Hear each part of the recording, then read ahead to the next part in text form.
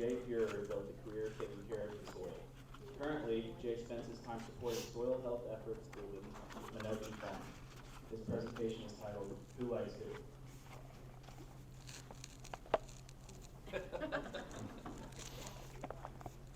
Well, good morning. So when you were in school, did you sit at the cool kids table?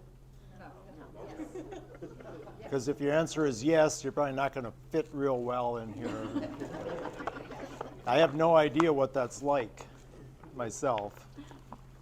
So I think we're in good company. So I think I maybe need to.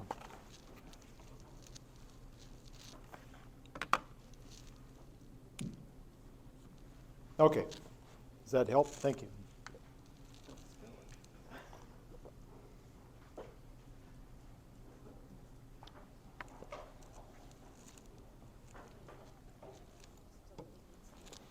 Okay.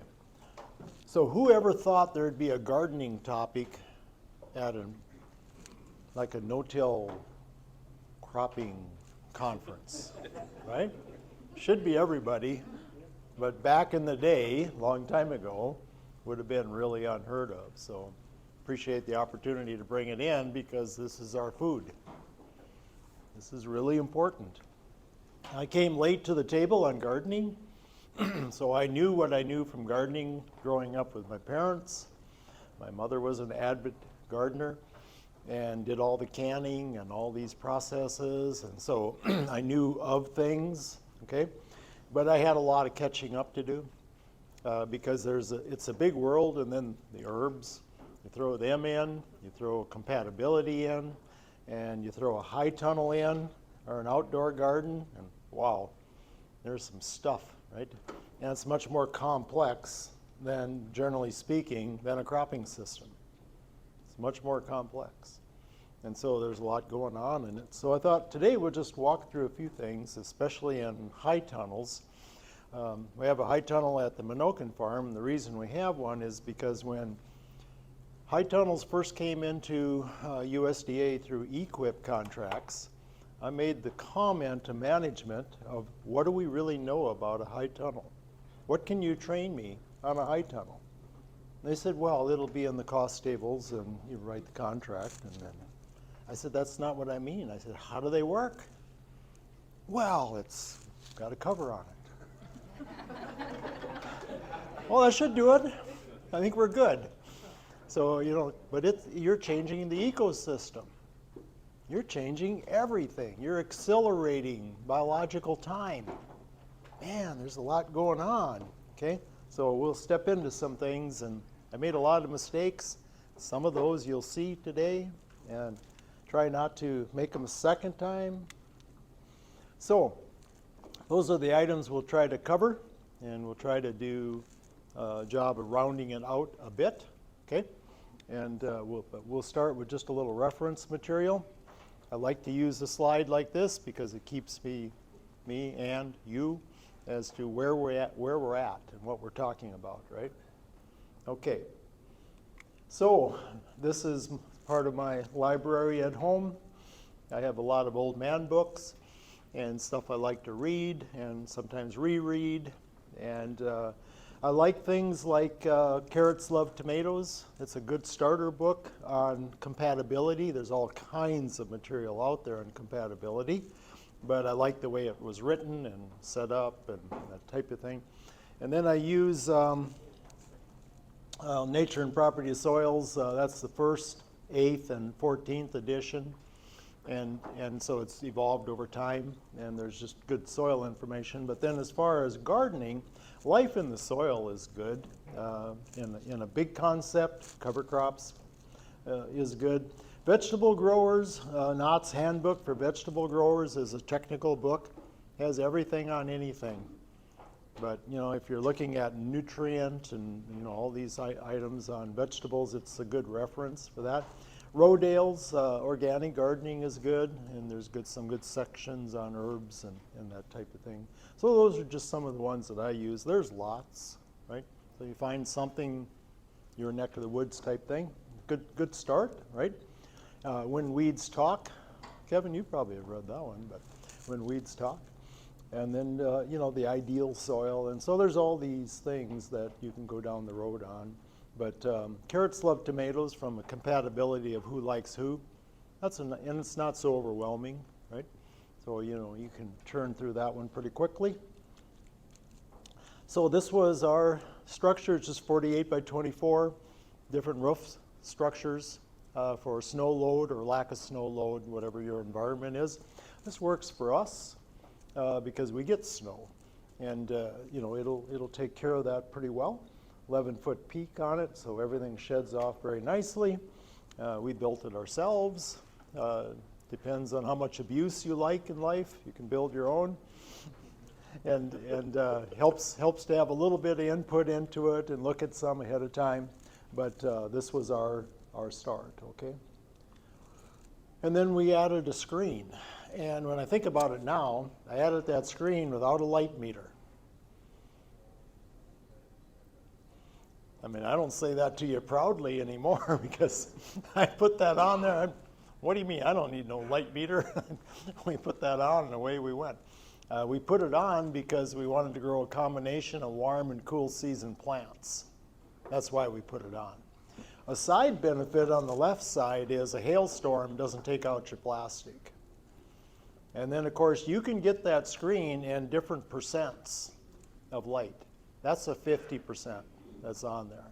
So 50% still comes through, okay? And if I had to do it over again, I would have looked at took a light meter in there and went inside, went outside, or some way of measuring it.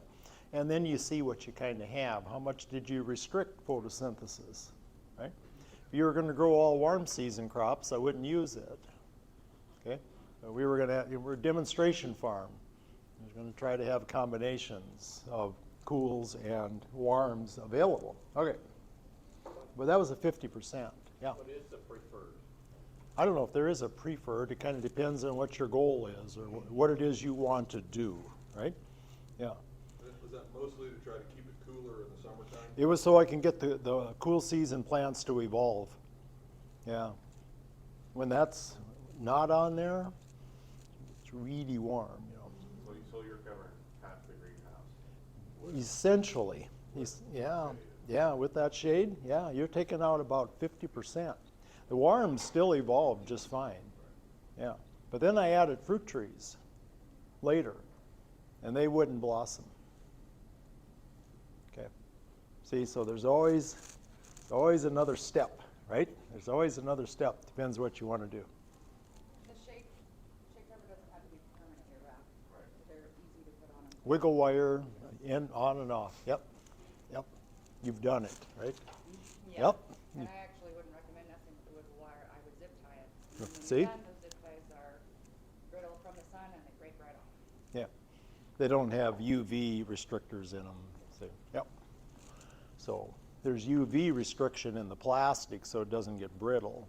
So our plastic lasted, with the cover on, I think it lasted around 6 years. Now without the cover, I don't think we'd have got 6 years. For one thing, our winds are horrific, and we always get a hailstorm. And so those are kind of tough on it. Okay, so started with water, right? What's going on with water? So first year, how does that look for a garden? Pretty stellar looking. Bet you can't wait for that vegetable, right? My goodness, I had all kinds of plants just dying. So now I don't need to do a water test. We got water. We water the livestock with it. It's fine. No, needed to test that water. So strongly recommend it. So I sent it in to the local Minnesota Valley Testing Lab in Bismarck. Total dissolved solids off the chart, 2290. Recommended level, less than 480. Oh, okay, maybe I need to do a water test after all. Okay, so you see how I learn. You get hit in the nose first, and then your attention gets better, and then you start to focus in. Okay, so sodium again was high, and so total dissolved solids, sodium. So in other words, we need different water. We got to do something different, right? So then we set up rainwater, and we also hooked into as a backup to the rural water system. Okay, this was our well. All right, this was our well. Okay, so again, I took everything out of the handbook for vegetable growers. Has this type of information in it for water quality. That's helpful, right? Some plants are much more sensitive than others, right? But none of them were doing well. None of them were doing well. Okay. So I started with an overhead system. I put an overhead sprinkler in. Okay. God, I hated that thing with a passion. Got to the point when I walked in and looked at it, I just didn't like that thing. Too wet, too dry, too wet, too dry, too wet, too dry. You know, it's an overhead sprinkler. Didn't work out well. And I had bare soils yet. Okay, that didn't help anything. So then we moved to drip lines.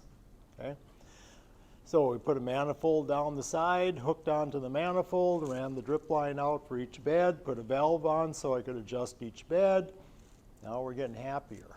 Okay, now it's much more efficient also. Started using less water. Okay, so with the drip lines, huge improvement in efficiency. Okay, I liked them, but tried the overhead. I wouldn't go back to it. Okay, so the rainwater, rural water. So now my water quality is better. Now my water quantity is also better. So both quality and quantity. Starting to get some things addressed now, right? Okay, so now I'm done with all my mistakes, right? Not quite. So I want you to think of 3 different types of water. So we know these things. So the water coming out right here is guttation water, okay? So that comes out of the hydrothode, right? You know this.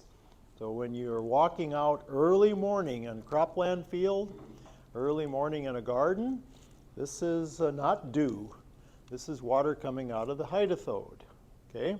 That's plant physiology. You remember the day you learned it in school. When you went home, you were so excited to tell your parents? No? Yeah? Okay. So the hydrothode goes up the xylem. So if I overwater, I'll really see a lot of water in the morning coming out of the hydrothodes if I overwatered. If I forgot to water, I won't see any water coming out of there. You won't see any.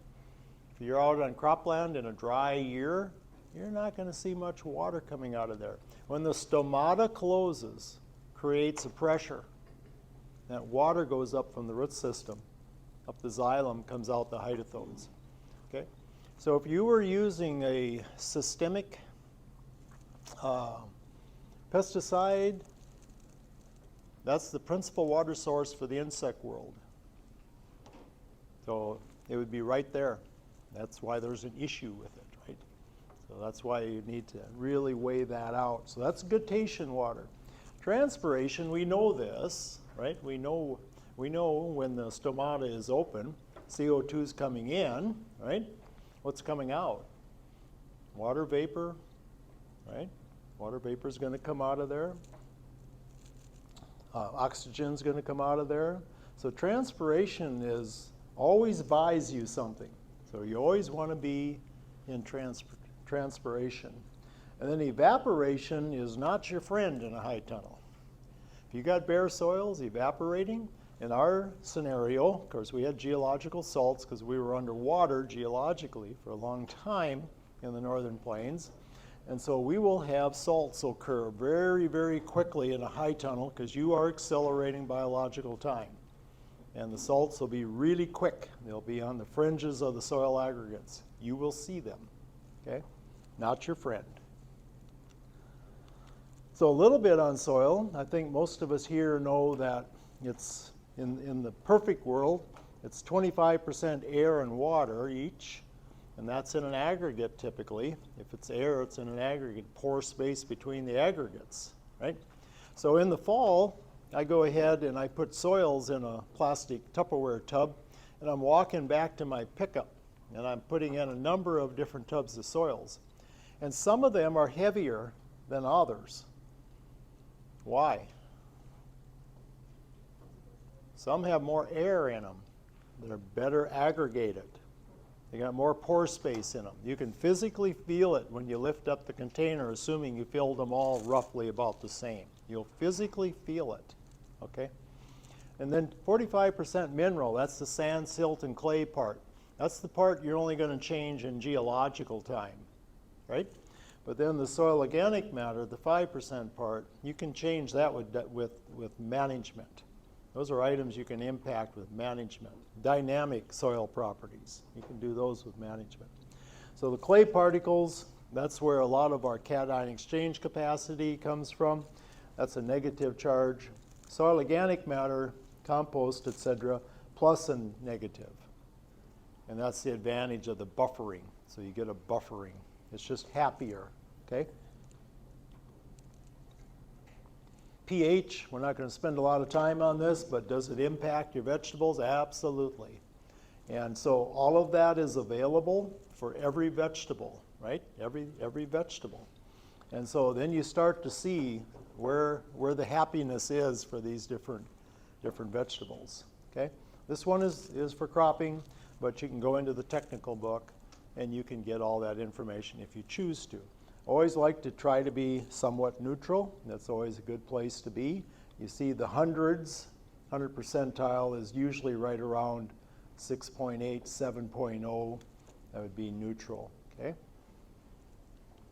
And you can get a meter, pH meter. You can get the dipsticks where you put water and soil together as a paste, and you put the stick, you dip the stick in. You can do different ways. You can get meters work as well. If you have a healthy soil, you'll know it, right? You'll know it because it'll function well. So I want you to think about 4 parts of carbon. So this is a little bit crop related, but it's the same concept. So there's 1/3 of the carbon is in the grain production. It's in the seed. There's 1/3 of the carbon that's going to be in the above ground residue. And there's about 1/3 of the carbons in the root mass, okay? So if you remove your fruit and vegetable, grain, etc., we call that farming, right? So we're taking that for human consumption. If you remove all the residue that's on the vegetable bed, you're not farming anymore. Now you're taking away a carbon source, you're taking away a cover source, you're taking away how you're going to mediate the temperature, you're taking away impacts that it can absorb from water, so you're taking away from your environment now. And if you take the root mass, again, you're doing something rather similar, okay? But the primary source of carbon, the one that I think really makes the impact in gardening or cropland or grasslands or forest, you look at the exudates. And so in the first few weeks of a green plant's life, it gives off a sugar exudate, okay? And so as it gives off this sugar exudate, that's a direct food source for the biology. And this is one of your principal ways to bring soil organic matter, carbon, which is food. Anytime you hear carbon, think food. And so this is a way of bringing carbon into the soil. So when I first started a couple of years ago, that was humor, but I know that was a little quick. A couple of years ago, we didn't know about this part. We didn't talk about this part. If there was somebody who knew about this talk, maybe Stan, you knew about it, but you didn't tell the rest of us, right? And so we had to learn this over time, all right? So the first 1 to 2 months is when you typically are going to get most of this exudation. You know, after that, it's going to reverse, and it wants to go into the seed or the fruit or the vegetable, etc. Okay, it's going to reverse. But the first 1 to 2 months. And so why it's so important to put cover crops in your garden. It's a huge item. This is how you rebuild it, rebuild it, rebuild it. Aggregates, carbon, okay. A little bit on compost. So there's a link up there, and there's lots of those. You can go in and start looking at urban composting, backyard composting, right? So we've done different sessions for urban. We do urban conservation at Bismarck. We have an urban conservationist on staff. And so we do these sessions, and we're doing one right there where people come do the workshop, you go home with a tumbler. Okay, that's not a bad deal. And so, but what is a bad deal is most people abandon them. And I'm going to get into why in my next slide.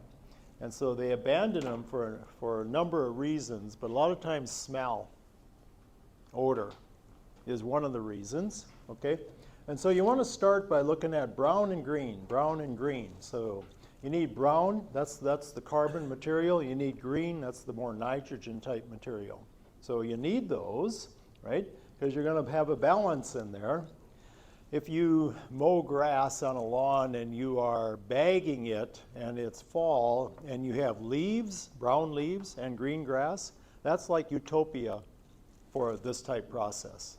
So you have the brown and the green all chopped up together in the bag. I mean, that's you know, assuming you're not mulching, that's quite a way to do it. So lots of different products you can use. Kevin, one of my Canadian friends, in fact, at Coaldale, told me we have a tendency to waste the waste. And actually, the waste can be your biggest asset. We really miscalculated that, okay? So brown and green, lots of different sources, okay? Now, let's get into why we quit, why we start and why we quit.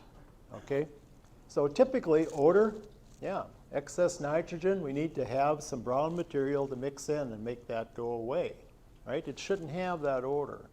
It shouldn't be offending the neighbors, right? Okay, because when we're talking urban, we have all these other considerations that we don't think about when we do this out on the farm, okay? So excess moisture, again, you're going to have to turn that. Oh, they're saying open the pile. Well, if you have a tumbler, you can tumble it, right? And so you have a scenario where you can do that. Lack of oxygen, again, turn it, right? Too much temperature, turn it. Might have to add a little water, but when you don't want to go over 160 because it's going to go ahead and become anaerobic. It's going to make alcohol. And gardeners and alcohol, that's a bad combination. Nothing good is going to happen with those two come together. I've seen it. It's not pretty. So the pile is too cool. Oh, you don't have enough nitrogen. Nothing's happening. It's just sitting there looking at you. Right? So you got to find that balance. So I tried to add as many things as I could. So if you got a dog or a cat, yeah, it wouldn't be my first choice to use that manure. There's typically toxins in there that are more difficult to deal with. Okay, I would maybe leave Fluffy out of it. Okay, excess moisture, open a pile again, all those type things. So you find your way. Too hot, too cold, too wet. But if you have odor, you're not going to keep doing it. You know, or the neighbor's going to come across the fence is going to say, you know, what's that smell? You know, it's not going to go well. Okay, so if you're going to add earthworms, do them after the thermophilic stage. When you make your compost and it starts to heat, it's going to go through the thermophilic stage. Okay, you want to get past that thermophilic stage and you come down to something a bit more reasonable in temperature, and you can add the worms. If you add the worms right away, you're going to get up to 150, 160 degrees. It's not going to go well for those worms. They're going to try to get out of there if they can. Okay, so that's a way to do it. And then the pets, if it eats meat, try to stay away. Try to stay below 160 degrees. Okay, and that'll kill weed seeds and other toxic items in there. So it'll clean things up quite nicely. But you want to get into the thermophilic stage. You want it to happen. Okay. So just showing you, I have a 4-foot thermometer, and so I can shove that into a compost pile. I like that. When I pull it out and it's in the thermophilic stage and I grab the end of it, you won't stay holding it. It's that hot. You will let go of that metal end. Okay? So it kind of gives you some idea. Lots of different materials. The city, you can go to the city at Bismarck and we can get once or twice chopped wood. So they're wood chips. The twice chopped is a little smaller, and so we can get those anytime. So those are, I like fish. Maybe in the city setting, maybe it's not your friend, but North Dakota Game and Fish and U.S. Fish and Wildlife will net out carp in the fall for me. And they'll bring 2-3 pickup loads. And they come with 3 people, 2 netters and a thumper. And those carp are big. And we'll put them into the compost and they disappear unbelievably quickly, because it decomposes so quick. Okay. And then anything that's spoiled, corn silage, old alfalfa bales, sometimes there's a fire.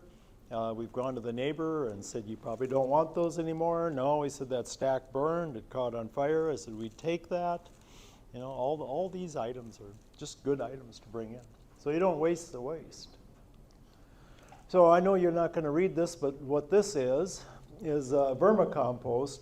And I put that on here as an example. It's an analysis of what it is. Okay, so what's in it? So just as an example, let's look at total nitrogen. Total nitrogen was 27 pounds in a ton, okay? And about half of that's available the first year. So it kind of gives you some idea, that's just nitrogen. But then it also has carbon, and so you got a pretty good carbon source in here. Bottom line is you aren't going to need a lot of it. You aren't going to need a lot of it. It's a great material, buffers well. So I periodically send it in. If I turn it, or if I grow it static, you can make static compost, you can make turned compost. We do both because we're a demonstration farm. We get different groups. They want to see different techniques, and they're all fine. And so then we have the vermicompost, which is taking your completed compost, adding worms to it. And then so when you first make the compost, when you first make it, the soil biology has to consume this entire windrow and poop it out. That's a big ask. That takes time. Now, when you make vermicompost, you're asking the worms to consume that entire amount of compost, and then it becomes, through their bodies, it becomes vermicompost. Okay? So then it becomes even more nutrient rich. So it's a process. It's almost like soil biology with soil organic matter. They keep digesting it till you get down to humus. Humic acid and fulvic acid are at the end of the decomposition trail. That's the end. Okay. Oh, I made another mistake. So, with compost, I'm just really working a good deal with the horse people. So there's more horses around Bismarck-Mandan than when Custer was stationed at Fort Lincoln right there. We have horses without end. And so I'm talking to the horse organizations, and they said, we're always looking for a place for bedding to bring our bedding to, because none of us have the kind of acres, and we all got 2, 3, 4, 5, 6 horses, and we don't really have a place to spread anything. And I said, I think we can help you out. Mistake on my part. Okay, so we did this. And we'd bring it to the Menoken farm, and we'd start making a windrow compost, right? So started using it. This was early on, and I couldn't get these plants to evolve. And they just would die. And I'm like, that's not going well here. So I sent the sample in to Bozeman, because the university there has a lab that they can do this analysis. And guess what was in my compost? Right? Tordon. And enough of it to do that. Okay? And so I had the analysis done. So I couldn't get a skidder into the high tunnel. We could put one at each end. And I hand emptied every one of those boxes into that skid steer. The entire box on each one of them. And there's like 16 of them. And some of them are pretty deep.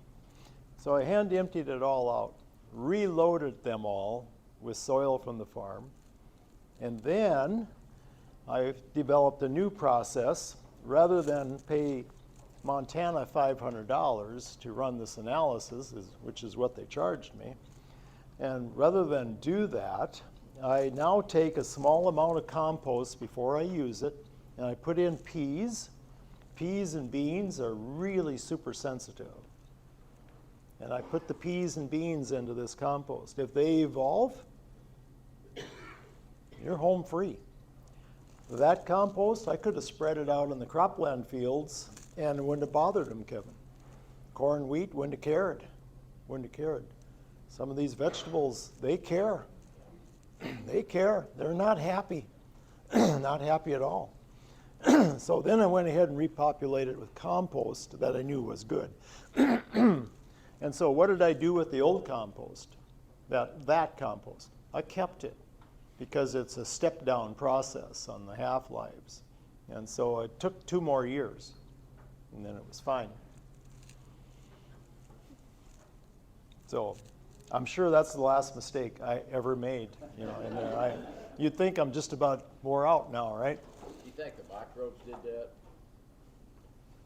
It's the microbes that finally broke that down. Yes. The microbial community will degrade and consume the pesticides, but that takes time, and depending on how harsh they are. This one's a tougher one. I had the same problem. Mm-hmm. I took waste out of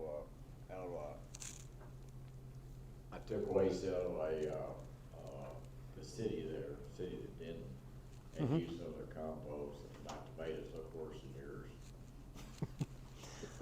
So I can get compost at the city also, but I haven't taken it because what does everyone in the city use on those grass clippings?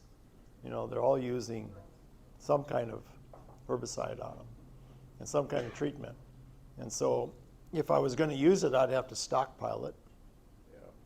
And I'd have to age it a couple of years and then use And it. it costs money. Yeah. Well, it's very, the money was the least part of it here. It was an old man moving soil out by hand. That took a long time. I had quite a conversation with myself that day. It's a good thing it wasn't recorded. Okay, so then I started looking at bringing in static. So I got static compost on the left. Okay, so Johnson Sioux. So those are cardboard tubes for aeration. All right, and then the microbes eat the cardboard tube. You can pull it out, but I leave it in because it's a food. They'll eat that whole cardboard. They love the glues on it. You know, they readily consume glues and cardboard. Just another food, okay? And then from there, I'm going to go over to those small containers. So I started looking at bioinoculants, all right? So then when this compost is done, it goes into these tubs, and I put an alfalfa mulch on it. Again, you see it still has aeration, so we got the tubes in here. And then I just have these at a slope, and I collect the leachate. That's how I started with bioinoculants. Nothing fancy. I didn't spend much money. I had an extra tank, livestock tank, and so I set it up like that, and that just by gravity would drain into it. So you got irrigation on that? Say again? Irrigation? So I do water that. Our rainfall container is right there, that blue, right back there, okay? And so I have a hose from there. I bring it over here and I'll water that once a week, or if I have a good alfalfa mulch, I don't need to water a lot, but I got to water some. In our environment, you're going to water some because we're usually a little on the drier side, okay? But I don't have lines on it. I don't have a drip line on it. You could. So then at the end of the year, I typically harvest them out in my compost, and I'll put them inside. So this is worms I used for the vermicompost part, okay? And so I'll harvest those worms out with watermelon. So these are Walmart watermelons right here. This was just October 30th. We had a snow week before or so. And then I'll cut the watermelon in half, put them upside down, and put the alfalfa back around them. And then they have a language, and it goes out across the compost that, hey, Watermelon Thursday is here. And then everybody comes and they congregate under there. Then I take my spade and two plastic pails and I dig that area out, throw it in those pails, and I take it inside in a room that's not heated, stays maybe 50 degrees or so, and I put it into a Johnson Sioux static composter over the winter so that I don't have to buy them the next year, right? I don't want to buy them again. And so they kind of self-populate, right? So if they get too dense, they quit. They quit making babies. And if they got enough food and there's room and all that, it's game on. And so away they go. So that's an easy way, and I don't get them all and I don't need them all, but I like to have some, okay? And the eggs I'm probably going to still hatch out the next year in there, but that's slower, they're juveniles and that takes longer. Where here I can bring adults right away. So that's what I do. So now adding a little compost. So there's my dead cover crop, okay? That was 10 days. Sometimes after 10 days you take it off and it's still a little bit greenish, okay? But once the air hits that, it's soon that last green is gone and it becomes dry carbon type material. And then you can see my 2 drip lines. And so when we plant in there, I'll close the trench with a little compost. Okay, I'll close the trench with a little bit of compost. So I've done the teas, and there's nothing wrong with teas. I like teas. I like the extracts a little better than the tea, but either is good. Okay, so with the extract, you're just taking the biology for what it is, just extracting the biology off of it. With the tea, you're adding food. The reason I like the extract better is because it's what it is that's on there. When you add food, some of these groups appear to grow faster than other parts of the groups. Some are more competitive, right? And so you have those. So I like the extracts, so I've done that for a number of years. First time I did that, I didn't blow off the chlorine.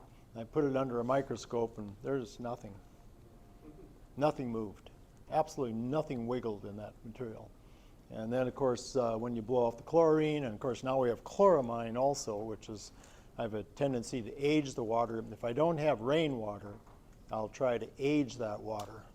But rainwater is my first choice. Okay? It makes a lot of things go away. So we'll gather that. I'll use that as a bioinoculant, okay? And so that's just a photo. Onion sets, we'll go ahead and dip them in there, and then I'll plant them, okay? Sometimes if it's a harder seed, I might let it soak a little while. Maybe I'll put it in the morning and plant it in the afternoon or something like that. So it's nothing too difficult. There were just, and if that material has any odor, you did something wrong. You know, typically, generally, if you have it aerated, it's not going to have any odor to it.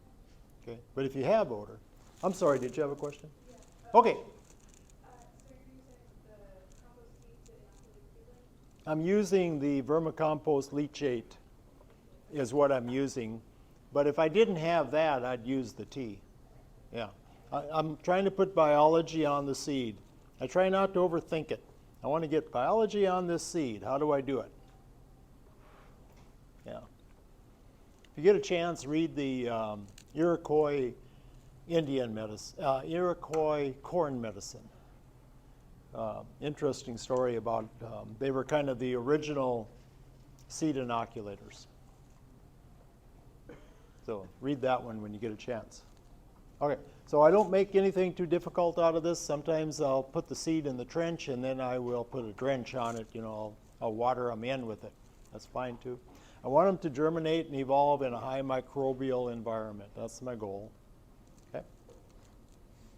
So when I send the analysis in, it'll have easily 370. I've sent some in that have had more species than that. Okay, so there's a lot of material in it. There's a lot of life in it. So that's just an inside shot. So we don't use, there's no commercial fertility in there. There's no fungicide, there's no insecticide, okay?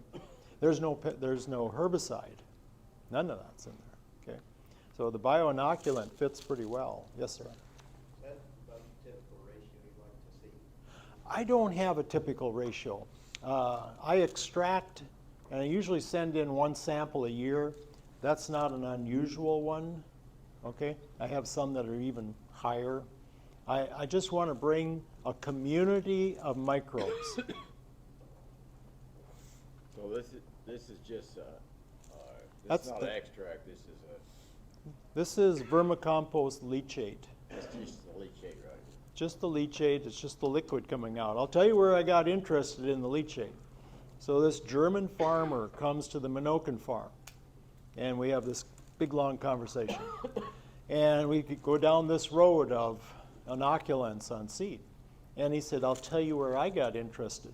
He said, back in the day when it was still East Germany and West Germany, he said, we finally were given permission to visit farmers that we knew, even related to, in the East German side. And so he said, we get across the line when it was still a division there. And he said, we get onto a farm, and he said, they have access to no amendments of any kind, none. And he said, what caught my eye, he said, the hogs, I never saw hog production look that good. He said, it was way better than ours. I said, I never saw hogs look that good. So then the question became, how do you make those hogs look like that? How'd you make this animal husbandry happen? How'd you do that? And the farmers there were collecting the leachate from the corn silage. They'd chop silage, chop a pile. What comes out of the pile? Those of you that made corn silage or grew up doing that, you're going to have some liquid. Depending on the moisture content, you're going to have some liquid ooze out. Okay? He said we would collect all of that. He said we'd feed it to the hogs. And he said those hogs were just stellar. And so it caught my attention, along with a lot of other messages, because you're always looking at other people's accomplishments and data and finding your way, right? So, yeah. So I do a seed coating. Usually 2 to 3 weeks in, I do a foliar, usually. Okay, it's pretty simple.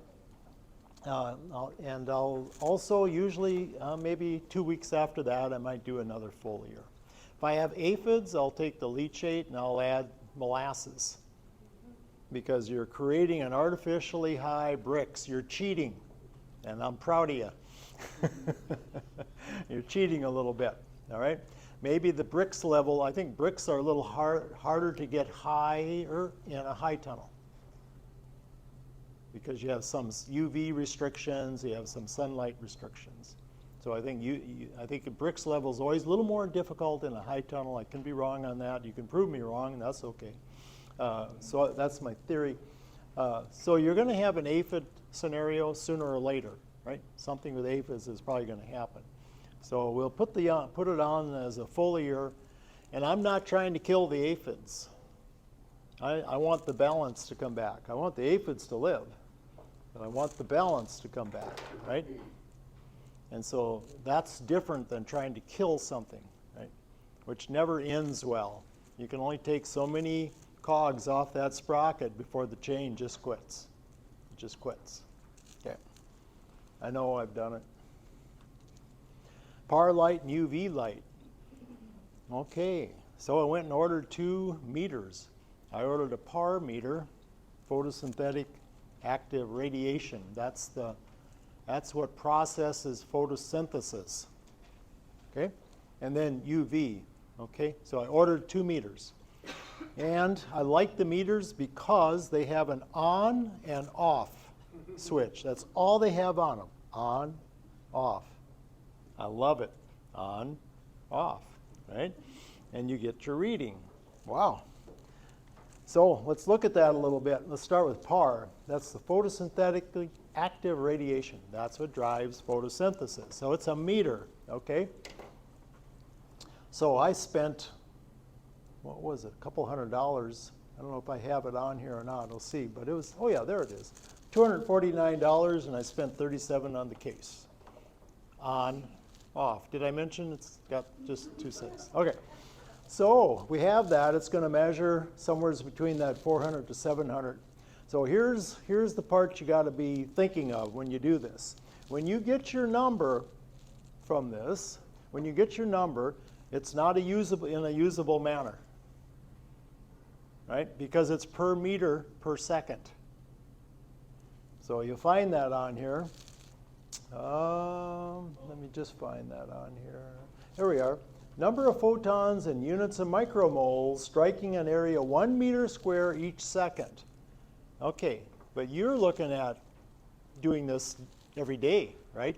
So that 1 second is not really in a usable manner yet, right? So you got to make that usable, right? And to make it usable, your end goal, you want to get it into daily light integral. You know how much time I spent on this slide? A lot. So you want to get it into daily light integral.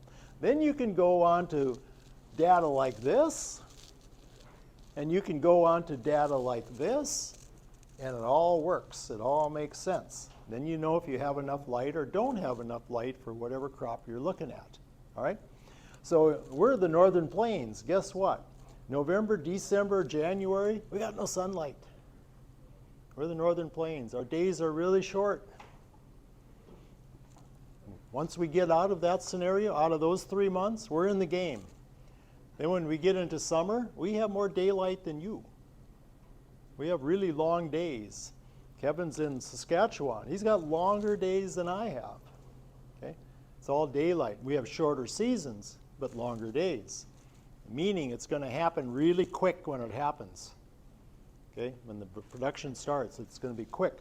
So then we got to convert it to DLI. So I did some readings, okay? So I took it out to the high tunnel just the other day, and I read 410 in the high tunnel, and outside was 620. Is there a restriction in the light? Yes. I have less light when I go inside, all right? So I have less light. Now, I took those readings, and you have a little calculator you can prop them in. Okay, you can do the math with a calculator if you prefer, or you can take your meter reading, which I did, 410, 620, right? 410 was inside, 620 was outside. And then you need an estimate in your hours of sunlight. I use 6. I think I'm being generous because we have so many cloudy days that time of year. We have a lot of cloud cover. And then it'll calculate this for you, right? So it does the math, seconds per hour, divide by 1,000,000, get your hours estimate, you get DLI per day. That's what you want. You want that, okay? The little calculator is kind of nice, just a little Excel spreadsheet. Pop it in, and away you go. Okay, the light that we see, which includes the wavelengths that plants use for photosynthesis, is referred to as visible lights, okay? Crops plant best conduct photosynthesis utilizing wavelengths that we see as red and blue. That kind of goes to grow lights. Think grow lights now. What color are they? Right? It's starting to make sense because that's how that part works. Okay? And then some sources. Here's some sources for you. You can read this one. It's pretty well written. I got a lot of information out of this one. This one at Dakota College, Bottineau, North Dakota, that's way up north against darn near Canada. So you get way up there, and he sends me the calculator. He sends me the Excel spreadsheet and the passcode. So I could go in and open it up, and then that way we can all see what's in these, right? Otherwise, you only get 2 cells to drop your data into, and you hit calculate. So it's a pretty simple thing. But now you get to the point where you can do it per crop. You know if you got enough for your crop. And you can look in the per month chart, right, for each month. And you know what you can generate without a grow light. Yeah, blah, blah, blah. Light, par, light, really big.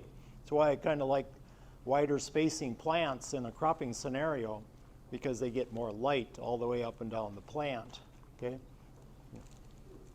So, outdoor daily light integral, there you are. Now you're in the format you can use, You can find your location. Wow. Here we go. So that's a little different than when I threw the cover on the high tunnel. Okay. UV. So this plastic will last quite a while if a hailstorm doesn't take it out or a windstorm doesn't take it out, because the UV won't make it, it won't become brittle because it has the UV inhibitors in it.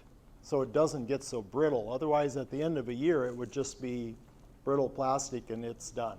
You're not going to have anything, okay? But with that becomes some concerns. And the day we put the high tunnel up, I wasn't thinking of these concerns.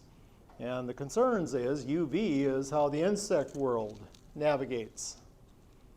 So they get a bit confused. When you take the UV away, you took their GPS away and how they're going to navigate. And so now if I would have more of a structure, greenhouse structure, I definitely want openings in the ceiling. I definitely want openings that I can open in summertime and allow UV in. I think it's a big item, because why do I want to restrict? And we don't know this. We got Tom Dykstra coming to Bismarck this winter. He's the entomologist. You probably have listened to him before. And he does all the bricks work on this type thing. So listening to one of his podcasts and then putting the light meter, the UV meter was $2.99, $37 case, on, off. I like that. Okay, it records from 0 to 199, all right? Now I did a reading. This was in December. Outside of the high tunnel, I read 42. In the high tunnel, I read 10. Does it restrict UV? Yes. I'd like to tell you about the light meters before we put the high tunnel up, but that's a big fat lie. That's not the way it went, okay? But I think this is going to be my first summer using them. I think there's a lot to be learned and gained from them, okay? All right. Reflection of UV light from flowers invisible to humans causes patterns on the flowers to be visible to honeybees that aid them in locating pollen. So in other words, they get a bit confused. You're taking the GPS away. Okay? That was a lot of material on light. Any questions? I am not an authority on it. I'm learning on it. I'm asking other people to teach me on it. Yes? Boy, I'm sorry. I gotta ask you to repeat that a bit. You mentioned the podcast where you learned about this. Oh, Tom Dykstra, he's an entomologist out of Florida. Dykstra, D-Y. Yeah. Yeah. Okay, covers. These are my cover crops. That picture really scares some gardeners. No, I'm serious. Because they don't want that. Well, if you smelled them more, you would. I am smiling. I am smiling. That is me smiling. I'm smiling on the inside. German heritage people don't normally smile. That's how they look on a good day. So I've never worked with, I've never been a good person to work with youth. So like in why are you laughing? Didn't even tell the story yet. So in Bismarck and in Burley County, I'm never the guy to go work with a grade school or even a high school, okay? And like Kathy would always tell me, it wouldn't hurt you to smile now and then. I said, that's fine, but I said, I'm much more comfortable with adults. And they said, I've never had that knack with the youth. So maybe that's why I am smiling.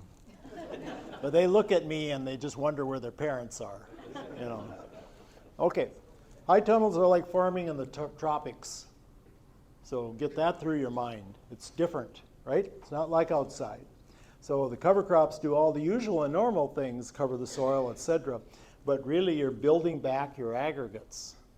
Because in that high tunnel environment, you're going to lose your aggregates pretty fast. You're going to lose your carbon pretty fast.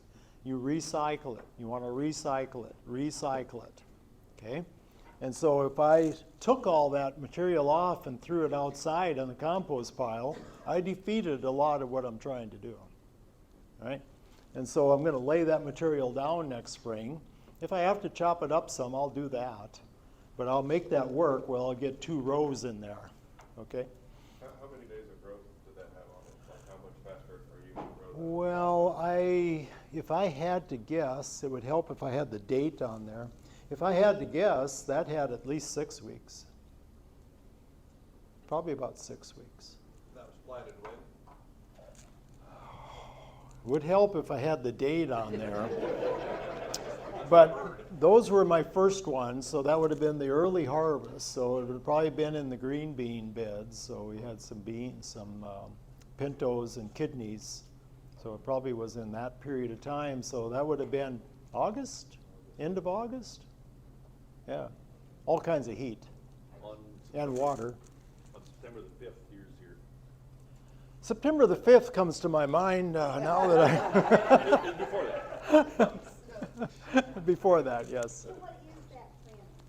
So that's a polyculture. That's a mixture of plants. Okay. Okay, so I like to get 8, 10, 12 species in there if I can. Does it matter? I mean, what variety? Yes, I think it does. So, So when you deal with cover crops, the question always becomes this, whether it's a garden or a farm, what don't you have? What don't you have? Because there's 4 primary crop types: cool season grass, warm season grass, cool season broadleaf, warm season broadleaf. And then in the garden world, there's legume and root crop and vine crop and fruit crop. And so it's different in the garden, right? It's different in the garden. And so I try to bring in a cool season grass, because tell me how many gardeners grow a cool season grass? Very few. Yeah, very few. Okay, maybe a little warm season grass because we have sweet corn and some of those, but a cool season grass. And what builds aggregates? Fibrous rut. What does cool season grass have? Fibrous rut, right? Yes, sir. So you said you plant 8 to 12 different species. How many would you say come up and then you see? I think they all come up. Okay. Oh yeah, it's an inside garden. It has access to water, and yeah, they'll all evolve. So you don't have any choke out with that? Well, it depends on how heavy you're planting it. I think if you're having some things choke out, you're going a little heavy. I'd lighten her up. Yep, lighten her up. You'll get bigger plants, but you'll still get a really big root mass. Now I could make more carbon in there if I'd have gone in earlier and chopped the top of it and just let it fall to the ground. I would have stimulated exudates again and regrowth. So you can do a little more cheating yet, you know. And Sudan sorghums like that are well known to have root masses that expand dramatically when they get grazed or cut. Yes. So the question's about timing. It all has to do with your system and what your goals are. But like, I'm in a production system and I keep 1/3 of my beds, whether they're raised or in ground, in covers.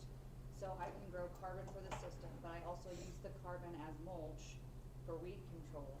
And like, I've had times where, whether it was light reduction or a pull till or whatever, that my crop didn't get as big, but I still had biomass to use and you still get benefit. But I usually plan in a 6, 8, 12 week rotation. Yeah, that. So this one's, more cereal rye and legume-ish, okay, but there's still a number of combinations in there. So it's always a good, like I said, good opportunity to give you what you don't have. This one's got some other combinations in it. I like bringing in different types of clovers. I like buckwheat. I've used flax a lot. I've used flax as a companion also. No sunlight should hit the soil. That's the goal. For me, it's the goal. No sunlight on the soil. Doesn't do my soil any good. I need it on the plant. Before and after. So I just take away the sunlight. Okay, nothing fancy. Okay, but it works. If I use that black fabric like that, water goes through that, air goes through that. I have to use multiple layers. If I use that, I got to use multiple layers. Okay. So I'm going to just end on mulches. I think time-wise, we're.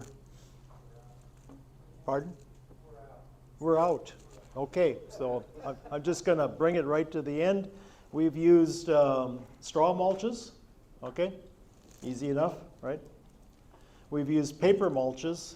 They used them first time last year, loved them. Loved the paper mulch. Had to take your shoes off when you're walking on it. And the seams, we use compost on the seams. Okay?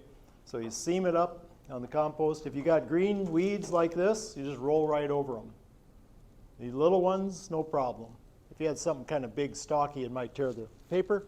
But the paper becomes food. Paper's carbon. Paper becomes food. So use something that's a food, okay?